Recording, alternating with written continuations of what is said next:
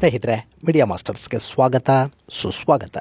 ಗೆಳೆಯರೆ, ಮುಂದಿನ ಡಿಸೆಂಬರಲ್ಲಿ ಮಧ್ಯಪ್ರಾಚ್ಯದಲ್ಲಿ ದೊಡ್ಡದೊಂದು ಸಂಘರ್ಷ ನಡೆಯುತ್ತಾ 2025 ಜನವರಿಯಲ್ಲಿ ಟ್ರಂಪ್ ಅಧಿಕಾರವನ್ನು ತಮ್ಮ ಕೈಗೆ ತಗೊಳ್ಳೋಷ್ಟರಲ್ಲಿ ಇರಾನ್ ಇಸ್ರೇಲ್ ಮೇಲೆ ದಾಳಿ ಮಾಡಿಬಿಡುತ್ತಾ. ಇರಾನ್ನ ಸರ್ವೋಚ್ಚ ನಾಯಕ ಖಮೇನಿಯ ಆದೇಶದ ಮೇರೆಗೆ ರೆವಲ್ಯೂಷನರಿ ಗಾರ್ಡ್ಸ್ ಯಹೂದಿ ನೆಲದ ಮೇಲೆ ಪ್ರತಿದಾಳಿ ಮಾಡಿ ಸೇಡನ್ನು ತೀರಿಸಿಕೊಳ್ಳೋದಕ್ಕೆ ಸಿದ್ಧತೆಗಳನ್ನು ಮಾಡ್ಕೊಳ್ತಾ ಇದೆಯಾ?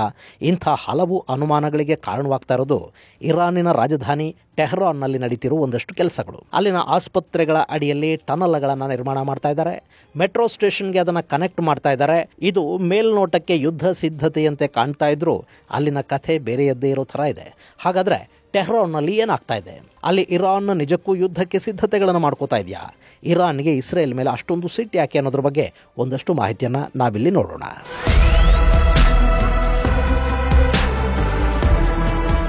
ಗೆಳೆಯರೆ, ಇಸ್ರೇಲ್ ಮಧ್ಯಪ್ರಾಚ್ಯದಲ್ಲಿ ರುದ್ರತಾಂಡವ ಆಡ್ತಾ ಇದೆ. ಹೆಜ್ಬುಲ್ಲಾ ಹಾಗೂ ಹಮಾಸ್ ವಿರುದ್ಧ IDF ನಡೆಸ್ತಾ ಇರೋ ದಾಳಿ ತೀವ್ರ ಸ್ವರೂಪವನ್ನು ಪಡ್ಕೊಳ್ತಾ ಹೋಗ್ತಾ ಇದೆ. ಇತ್ತೀಚೆಗೆ ಲೆಬನಾನ್ನಲ್ಲಿ ನಡೆದ ಭೂದಾಳಿಯಲ್ಲಿ ಇಸ್ರೇಲ್ನ 6 ಮಂದಿ ಯೋಧರು ಸಾವನ್ನಪ್ಪಿದ್ದಾರೆ. ಇದು ಇಸ್ರೇಲ್ ಪಾಲಿಗೆ ಅತ್ಯಂತ ಕೆಟ್ಟ ದಿನ ಅನ್ನಿಸ್ಕೊಳ್ತಾ ಇದೆ. ಇದೇ ಸಮಯದಲ್ಲಿ ಹೆಜ್ಬುಲ್ಲಾದ ರಾಕೆಟ್ಗಳು ಟೆಲ್ ಅವೀವ್ ಸೇರಿದ ಹಾಗೆ ಇಸ್ರೇಲಿನ ನಾನಾ ಕಡೆಗಳಲ್ಲಿ ದಾಳಿ ಮಾಡಿವೆ. ಅವುಗಳನ್ನು ಇಸ್ರೇಲ್ನ ಏರ್ ಡಿಫೆನ್ಸ್ ಸಿಸ್ಟಮ್ ನಾಶ ಮಾಡಿದೆ. ಆದರೂ ಕೆಲ ರಾಕೆಟ್ಗಳು ಜನವಸತಿಗಳ ಮೇಲೆ ಕೂಡ ಬಿದ್ದಿದ್ದು ಇದರಿಂದ 2 ನಾಗರಿಕರು ಸಾವನ್ನಪ್ಪಿರುವ ವರದಿಗಳು ಬಂದಿವೆ. ಇದನ್ನು ಗಮನಿಸಿದರೆ ಇಸ್ರೇಲ್ ಹೆಜ್ಬುಲ್ಲಾ ವಿರುದ್ಧ ಸಂಪೂರ್ಣ ಗೆಲುವು ಸಾಧಿಸೋದಕ್ಕೆ ಇನ್ನಷ್ಟು ದಿನಗಳು ಬೇಕಾಗಬಹುದು ಅಂತ ಅನ್ನಿಸದೇ ಇರೋದಿಲ್ಲ. ಯಾಕೆಂದರೆ ಹೆಜ್ಬುಲ್ಲಾದ ನಾಯಕರು ಸತ್ತಿದ್ದಾರೆ, ಆದರೂ ಕೂಡ ಅಲ್ಲಿನ ಕೇಡರ್ ಹಾಗೂ ನೆಟ್ವರ್ಕ್ ಇನ್ನೂ ಸಂಪೂರ್ಣ ಬಲ ಕಳ್ಕೊಂಡಿಲ್ಲ. ಅಲ್ಲದೆ ಹೆಜ್ಬುಲ್ಲಾಗೆ ಬೆನ್ನೆಲುಬಾಗಿ ಇರಾನ್ ನಿಂತಿದೆ. ಹೀಗಾಗಿ ಸದ್ಯಕ್ಕೆ ಇಸ್ರೇಲ್ಗಲ್ಲಿ ಸಿಗ್ತಾ ಇರೋದು ತಾತ್ಕಾಲಿಕ ಮುನ್ನಡೆ ಮಾತ್ರ. ಹಾಗಂತ ಈಗ ದಾಳಿಯನ್ನು ನಿಲ್ಲಿಸಿಬಿಟ್ರೆ ಅವರ ಶಕ್ತಿ ಮತ್ತಷ್ಟು ಹೆಚ್ಚಾಗೋದಕ್ಕೆ ಅವಕಾಶ ಮಾಡಿಕೊಟ್ಟು ಹಾಗಾಗುತ್ತೆ. ಹೀಗಾಗಿ ಇಸ್ರೇಲ್ ಯಾವ ಕದನ ವಿರಾಮವನ್ನು ಒಪ್ಪಿಕೊಳ್ಳದೆ ಬೈರೂತ್ ಹಾಗೂ ದಕ್ಷಿಣ ಲೆಬನಾನಿನ ವಿವಿಧ ಪ್ರದೇಶಗಳ ಮೇಲೆ ತನ್ನ ದಾಳಿಯನ್ನು ತೀವ್ರಗೊಳಿಸ್ತಾ ಹೋಗ್ತಾ ಇದೆ. ಮತ್ತೊಂದು ಕಡೆ ಗಾಜಾ ಪಟ್ಟಿಯಲ್ಲೂ ಕೂಡ IDFನ ಅಬ್ಬರ ಮುಂದುವರೆದಿದೆ. ಟನಲ್ಗಳಲ್ಲಿ ಅಡಗಿ ಕೂತಿರುವ ಹಮಾಸ್ ಉಗ್ರರನ್ನ ಹೊರಗೆಳೆದು ಬಲಿ ಹೊಡೆಯಲಾಗ್ತಾ ಇದೆ. ಇದರ ನಡುವೆ ಈ ಬಾರಿ ಇಸ್ರೇಲ್ ವೆಸ್ಟ್ ಬ್ಯಾಂಕ್ ಅನ್ನು ಕೂಡ ಆಕ್ರಮಿಸಿಕೊಂಡು ಬಿಡುವ ಸಾಧ್ಯತೆಗಳಿವೆ ಅನ್ನೋ ಮಾತುಗಳು ಕೇಳಿ ಬರ್ತಾ ಇವೆ. ಅದಕ್ಕೆ ಕಾರಣ ಆಗ್ತಾ ಇರೋದು ಅಮೆರಿಕದ ನಿರ್ಧಾರಗಳು. ಇಲ್ಲಿ ಇಸ್ರೇಲ್ಗೆ ಹೊಸ ರಾಯಭಾರಿಯನ್ನ ಟ್ರಂಪ್ ನೇಮಕ ಮಾಡಿದ್ದಾರೆ.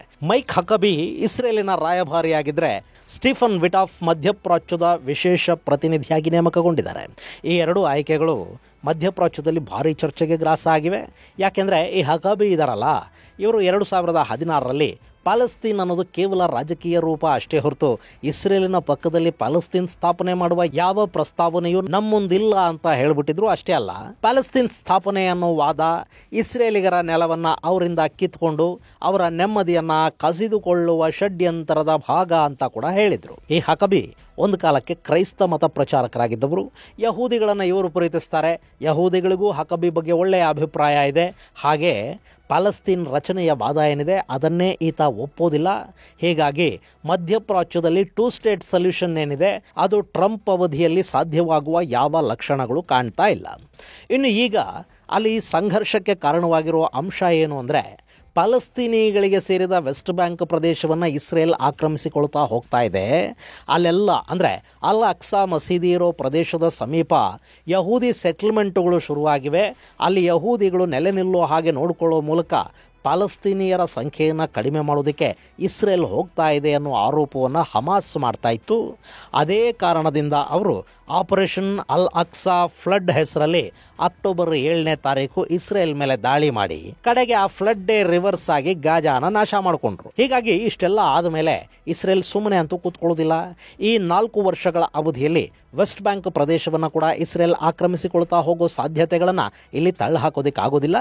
ಈ ಸಂದರ್ಭದಲ್ಲಿ ಇಸ್ರೇಲ್ ವಿರುದ್ಧ ಇರಾನ್ ದಾಳಿಗೆ ನಿಂತರೆ ಅಲ್ಲಿ ಕೂಡ ಅಮೆರಿಕ ಇಸ್ರೇಲಿನ ಬೆಂಬಲಕ್ಕೆ ಬಲವಾಗಿ ನಿಲ್ಲುವ ಸಾಧ್ಯತೆಗಳಿರುತ್ತವೆ.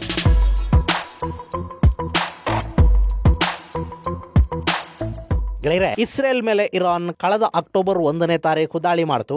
ಆ ಬಳಿಕ ಇರಾನ್ ಮೇಲೆ ಇಸ್ರೇಲ್ ಅಕ್ಟೋಬರ್ 26ನೇ ತಾರೀಕು ದಾಳಿ ಮಾಡಿತು. ಇರಾನಿನ ಮಿಸೈಲ್ ಫ್ಯಾಕ್ಟರಿಗಳು, ಗೋಡೌನ್ಗಳು, ಏರ್ ಬೇಸ್ಗಳು, ಮಿಲಿಟರಿ ಬೇಸ್ಗಳನ್ನು ಟಾರ್ಗೆಟ್ ಮಾಡಿಕೊಂಡಿದ್ದ ಇಸ್ರೇಲ್ ಅವುಗಳನ್ನು ಹೊಡೆದು ಹಾಕಿತು. ಇಲ್ಲಿ ಇಸ್ರೇಲ್ನ ಟಾರ್ಗೆಟ್ಗಳು ಹೇಗಿದ್ವು ಅಂದ್ರೆ, ಇರಾನ್ ಅದನ್ನು ಹೊರಗಡೆ ಹೇಳಿಕೊಳ್ಳೋದಕ್ಕೂ ಸಾಧ್ಯವಾಗದೆ, ಸುಮ್ಮನೆ ಇರೋದಕ್ಕೂ ಸಾಧ್ಯವಾಗದೆ ನರಳಬೇಕಾದ ಪರಿಸ್ಥಿತಿಗೆ ಇರಾನ್ ಅನ್ನು ತಳ್ಳಿದ್ವು. ಹೀಗಾಗಿ ಇರಾನ್ ಒಳಗೊಳಗೆ ಕುದಿತಾಯಿತು.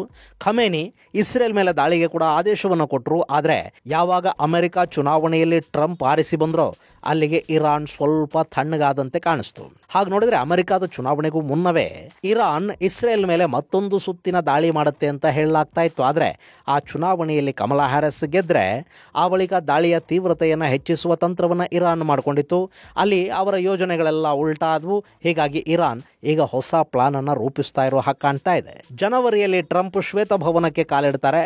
ಅದಕ್ಕೂ ಮುನ್ನ ಒಂದು ದಾಳಿಯನ್ನು ಮಾಡುವ ಬಗ್ಗೆ ಇರಾನ್ ಯೋಚಿಸ್ತಾ ಇದೆ. ಅದಕ್ಕಾಗಿ ತನ್ನನ್ನು ತಾನು ಸನ್ನದ್ಧಗೊಳಿಸಿಕೊಳ್ಳುವ ನಿಟ್ಟಲ್ಲಿ ಇರಾನ್ನ ರಾಜಧಾನಿ ನಗರ ತೆಹರಾನ್ ಸಮರೋಪಾದಿಯಲ್ಲಿ ಟನಲ್ಗಳನ್ನು ನಿರ್ಮಾಣ ಮಾಡ್ತಾ ಇದೆ. ಹಾಗೆಯೇ ಅಲ್ಲಿನ ಅಂಡರ್ಗ್ರೌಂಡ್ ಮೆಟ್ರೋ ರೈಲ್ ನಿಲ್ದಾಣಗಳಿಂದ ನೇರವಾಗಿ ತೆಹರಾನ್ನಲ್ಲಿನ ಇಮಾಮ್ ಖೊಮೇನಿ ಆಸ್ಪತ್ರೆಯವರೆಗೆ ಟನಲ್ ನಿರ್ಮಾಣ ನಡೀತಿದೆ ಅನ್ನೋ ಮಾಹಿತಿಯನ್ನ ಅಲ್ಲಿನ ತಸ್ನೀಮ್ ಅನ್ನೋ ನ್ಯೂಸ್ ಏಜೆನ್ಸಿ ವರದಿ ಮಾಡಿದೆ. ಈ ಟನಲ್ ನಿರ್ಮಾಣದ ಸುದ್ದಿ ಮಧ್ಯಪ್ರಾಚ್ಯದಲ್ಲಿ ಮುಂದೆ ನಡೆಯಲಿರುವ ಸಂಘರ್ಷಗಳ ತೀವ್ರತೆಯ ಸೂಚನೆಯನ್ನು ಕೊಡ್ತಾ ಇದೆ. ಒಂದು ವೇಳೆ ಇಸ್ರೇಲ್ ಇರಾನಿನ ಮೇಲೆ ದಾಳಿ ಮಾಡಿದ್ದೇ ಆದರೆ ಅಲ್ಲಿನ ಜನರನ್ನು ಸುರಕ್ಷಿತ ಪ್ರದೇಶಗಳಲ್ಲಿಡೋದಕ್ಕೆ ಒಂದಷ್ಟು ವ್ಯವಸ್ಥೆಗಳು ಬೇಕಾಗತ್ವೆ. ಹಾಗೆ ಹಮಾಸ್ ನಾಯಕರನ್ನು ಹಾಗೂ ರೆವಲ್ಯೂಷನರಿ ಗಾರ್ಡ್ಸ್ ಅಧಿಕಾರಿಗಳನ್ನು ಇಸ್ರೇಲ್ ಇರಾನಿನ ನೆಲದಲ್ಲೇ ಹೊಡೆದು ಹಾಕಿದೆ. ಹೀಗಾಗಿ ಇರಾನಿನ ನಾಯಕರಿಗೆ ಹಾಗೂ ಪ್ರಾಕ್ಸಿಗಳ ನಾಯಕರಿಗೆ ಕೂಡ ಅಲ್ಲಿ ಉಳ್ಕೊಳ್ಳೋದಕ್ಕೆ ಒಂದಷ್ಟು ಸುರಕ್ಷಿತ ನೆಲೆಗಳನ್ನು ಮಾಡಿಕೊಳ್ಳಬೇಕಾಗಿದೆ. ಹೀಗಾಗಿ ಇರಾನ್ ಈ ಟನಲ್ಗಳ ನಿರ್ಮಾಣಕ್ಕೆ ಮೊರೆ ಹೋಗ್ತಾ ಇದೆ ಅಂತ ಹೇಳಲಾಗ್ತಾ ಇದೆ.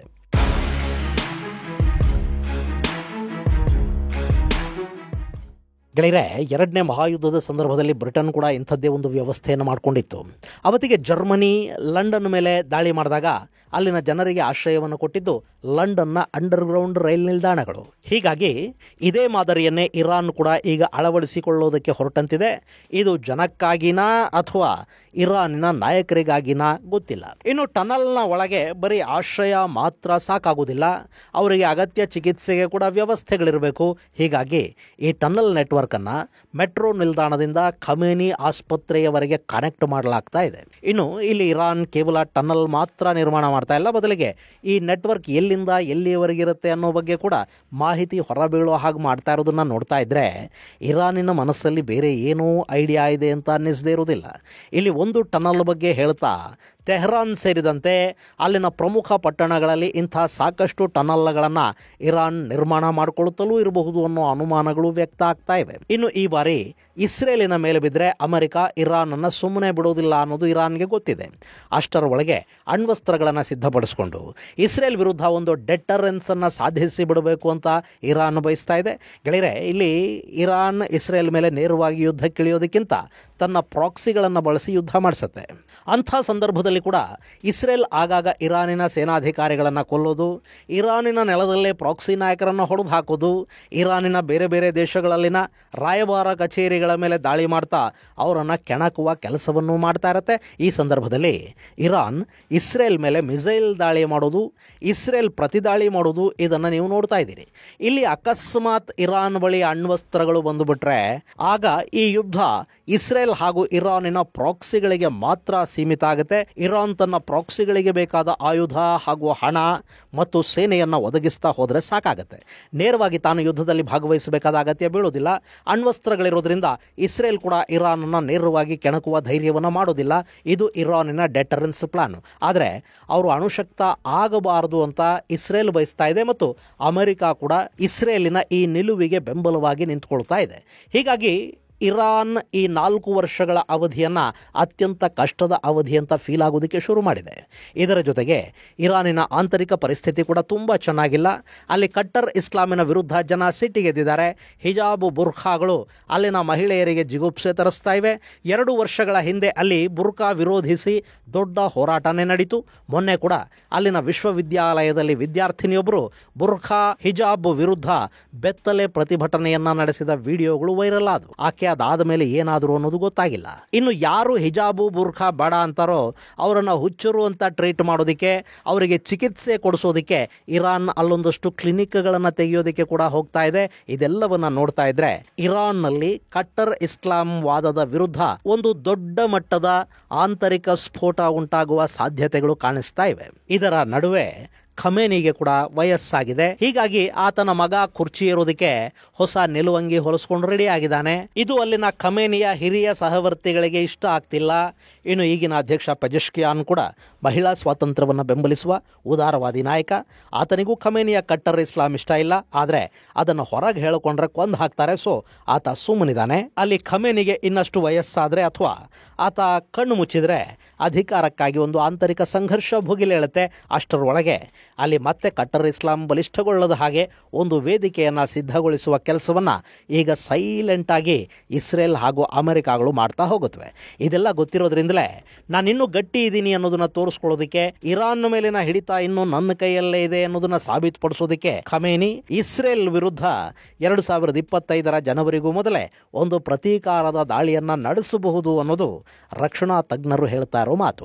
ಅದಕ್ಕಾಗಿ ಇರಾನ್ ತಯಾರಾಗ್ತಾ ಇದೆ ಅಂತ ಅವರು ಹೇಳ್ತಾ ಇದ್ದಾರೆ. ಆದರೆ ಹಾಗೇನಾದರೂ ಆದರೆ ಇರಾನ್ನ ಮುಂದಿನ ದಿನಗಳು ನೆಮ್ಮದಿಯಾಗಿರುತ್ತವೋ ಇಲ್ವೋ ಗೊತ್ತಿಲ್ಲ.